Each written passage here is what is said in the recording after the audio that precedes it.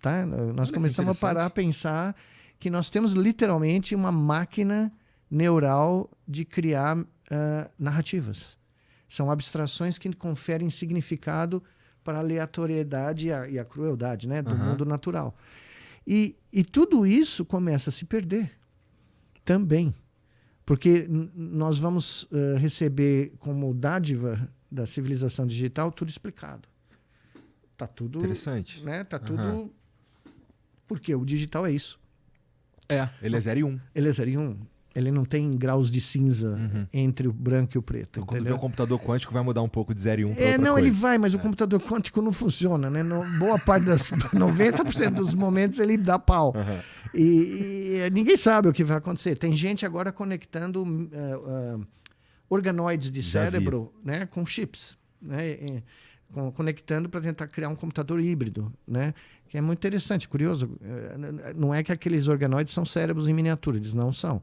Eles são bolinhas de neurônios, organizados de uma forma aleatória também. Mas eles produzem sinais elétricos, né? Então, o que os caras estão fazendo? Eles estão criando um componente analógico, são milhares desses organoides em paralelo ou em série, conectado com o sistema digital. E ver o que sai disso. Né? Ainda estamos na fase de ver o que sai disso. Estamos. Tá. Eles mostraram que que eles conseguem fazer computações básicas. Eu, por exemplo, antes da pandemia explodir, eu fiz com o meu último aluno de doutorado da Duke, nós criamos um computador nós fizemos uma ressonância de um cérebro, pegamos todas as conexões da parte motora, todas as vias neurais, imprimimos em plástico, colocamos fio de metal em todas essas conexões e passamos corrente para criar um campo magnético que mudava de acordo com certos parâmetros que a gente alterava nessa estrutura tridimensional do cérebro. É como se fosse o arcabouço das rodovias do cérebro. Tá? Nós não tínhamos neurônios, mas nós tínhamos todas as rodovias, ou boa parte do sistema motor. E computou. E o mais divertido é que a gente mergulhou isso num líquido que mudava de forma com o campo magnético. Então a gente conseguia ver. Era um ferro líquido, né? Porra, que legal. Então a gente conseguia ver as ondas. Qual era o tamanho disso físico? Era uma caixa do tamanho de metade dessa mesa aqui. Tá. Só que na época nós não tínhamos nem dinheiro, nem a capacidade de imprimir o que depois da pandemia passou a ser possível de imprimir tudo. Não imprimir só uma fração. Pegar uma ressonância e imprimir direto em metal, que na época era muito caro, não dava para fazer. Nós tínhamos que fazer à mão mesmo. E os caras estão seguindo essa ideia. Né? Eu dei algumas aulas sobre isso, nem publiquei esse trabalho no final por causa da pandemia, né? Não deu tempo. Mas agora os caras estão perseguindo essa ideia. Computação é totalmente analógica. Tá? Você está computando com cargas elétricas flutuando pelo arcabouço neuronal real de um ser humano. E nós tínhamos imaginado que isso podia ser um método de diagnóstico. Você podia estudar a dinâmica do cérebro de cada um de nós, tendo uma ressonância, você imprimia e fazia a análise do fluxo. Interessante. De sinais neurais do barato, né? Coisa de cientista.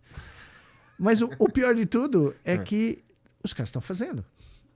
Entendeu? A beleza da ciência é essa. Você pode começar um barato, você nunca vai ver o fim. O fim vai ser feito por outras pessoas, né? Tu estava falando aí do nosso cérebro, que ele tem o problema da incerteza. De lidar com a incerteza.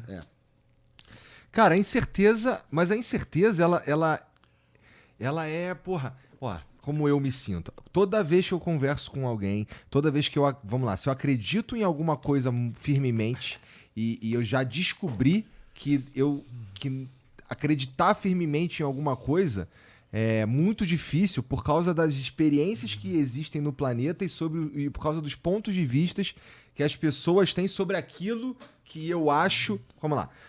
Por exemplo, um troço fácil aqui, Deus não existe. Aí vem 15 caras, cada um com um ponto de vista diferente, desafiando o que eu tô dizendo, que Deus não existe. E aí, quanto mais eu sei, quanto mais eu acho que eu sei, quanto mais eu estudo, quanto mais livro eu vejo, quanto mais eu me preparo para conversar com Miguel Nicoleles, etc., mais eu fico... Meu irmão, eu não sei nada, cara. Mas eu vou chocar você então agora. Deus é como o dinheiro. É uma criação da mente humana. Você não vê nenhuma formiga trocando moeda, passando cartão de crédito, fazendo Pix Porque o sistema nervoso de um inseto não é capaz de abstrair.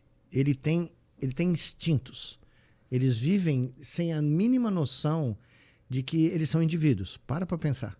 É um coletivo orgânico, é uma brainnet, pela definição que eu uso, que funciona à base de instinto para manter o coletivo. E manter aquela rainha lá que vai permitir que você tenha a próxima geração e a próxima, a ponto de, né, o zangão some, né? Ele reproduz, pum. O coletivo é um supracérebro. É como se fosse uma entidade, mas ele não abstrai. Tá? Ele não cria abstrações. Nós, e antes de nós, talvez os nossos amigos, alguns dos nossos amigos primatas superiores, né? Mas nem os mamíferos também não, nós temos essa capacidade de criar uma realidade não tangível. Nós conferimos um valor maior à vida humana a um pedaço de papel. Com certeza. Não é? Tem gente que assalta tem gente que mata para roubar a própria mãe, o próprio pai, né? Então nós criamos uma abstração que tomou conta da narrativa das nossas vidas. É Deus. Vem no mesmo lugar. Eu usei Deus só como exemplo. Mas eu só estou te dando um grau de comparação. Entendeu? Eu antigamente falava a mesma coisa, Deus não existe. Hoje eu já mudei. Eu digo, Deus existe na nossa cabeça. Nas nossas cabeças. Tá? E veja bem, a noção do Deus que nós conversamos, o Deus monoteísta, né, ou católico, ou hebraico. Mais do de Spinoza. Exato, o Einstein falava isso.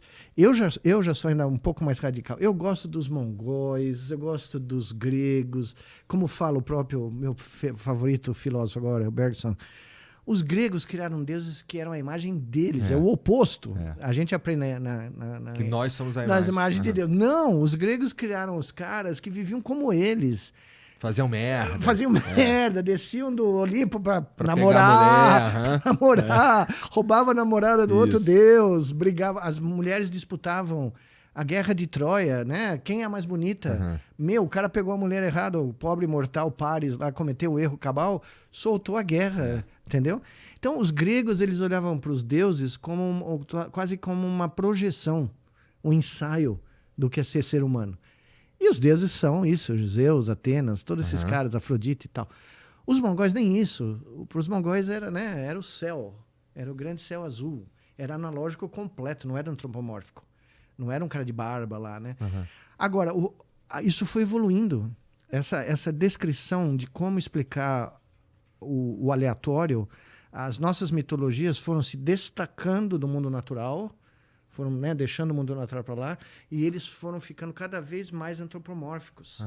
E cada vez mais, como dizia o Richards, né, um escritor americano que faleceu uns 10 anos atrás, eles foram ficando cada vez mais vingativos, cada vez mais, né, autocráticos. Né? Se você não fizer isso, eu vou te punir. Né? Isso não existia nos deuses da antiguidade, ou nos mitos da antiguidade. Para você ter uma ideia, na pré-história e na vida anterior às civilizações, como a gente conhece, do Neolítico, os deuses viviam nos rios, nas florestas. Eles eram entidades do mundo natural. Né? O trovão, o raio. Né? Eu vejo muito mais poesia nisso. Né? Então, os deuses saíram daqui. Eles saíram daqui, mas eles tomaram conta de nós. É o que está acontecendo com o mundo digital. A analogia é muito parecida. Entendi. É uma religião. Entendeu? É algo que dá, é algo que preenche. Bom, o que você está dizendo é que a gente. O jeito como a gente lida com essas coisas hoje, ela ajuda a preencher a incerteza que a gente tem. E é quase como uma divindade. Como a gente não sabe como funciona, 99% da humanidade não sabe como isso funciona, não sabe como isto funciona, como a internet funciona, parece Zeus, entendeu? Parece o cara lá no Monte Olimpo decidindo a vida de todos nós, né? Entendi. E o que é curioso é que, se você for olhar a mitologia, né, ler um pouco da mitologia, os relatos que a gente tem que sobreviver, o Gilgamesh, que é a história da Mesopotâmia, que é o grande herói da Mesopotâmia, que é anterior à Ilíada, tá? É tudo muito parecido. É o desafio de matar um monstro, é o desafio de sobreviver às calamidades, e é o desafio de produzir algo onde você é imortal. que qual é o medo essencial do ser humano? A morte. O fim. O fim, né? Eu falei isso ontem, porque eu tinha acabado de ler outro livro do Carl Sagan, que é maravilhoso, um dos caras mais sensacionais que eu já vi na minha vida profissional e literária, né? O Carl Sagan fala o seguinte, a gente vai no jardim, a gente vê aquela borboleta maravilhosa morrendo, né? Nas flores lá, no último suspiro, a gente fala, que judiação, uma borboleta tão maravilhosa, uma vida de uma semana, né? Que tragédia, ela nunca teve tempo, né? Aí ele fala para falar, lá em cima, no cosmos, os deuses olham para nós e falam, olha os caras lá. Porque no frigir dos ovos, na escala de tempo do universo, nós somos só borboleta, entendeu? E nós não paramos para pensar nisso. A gente desperdiça a vida inteira achando que, né, nunca vai chegar para nós o fatal momento. Me perdoe, não sei se cientista pode falar palavrão? Pode. Com merda, né? Perdendo tempo com um monte de absurdo, com um monte de, né, de preconceitos, de bobagem, né? E acreditando que essas coisinhas que a gente não entende como funciona vão nos salvar.